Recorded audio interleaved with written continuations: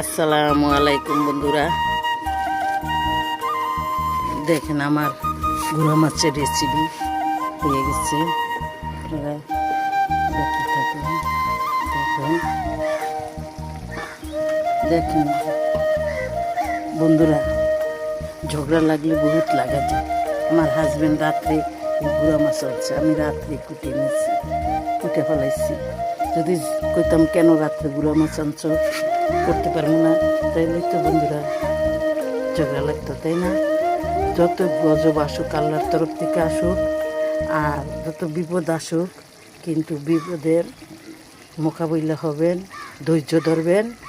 ধৈর্যকারী আল্লাহ পছন্দ করে। সকল নবীকে আল্লাহ পরীক্ষা দিছে, সে পরীক্ষা তারা পাশ করছে না। নূহ নবীকে আল্লাহ সাগরে নৌকা বানায়া ডুবাই লাইতে পারতো না, পৃথিবীর সবাইকে ডুবাই ফেলাইছে, নৌকে ডুবাই নাই। নূহ নবীরে আল্লাহ বাঁচায় রাখছে, ধৈর্য ধরছে দীক্ষা। ইব্রাহিম নবীরে আগুনে জ্বালাইতে চাইছে, আল্লাহ রব্বুল আলমিন একটা পশমও পড়তে দেয় নাই।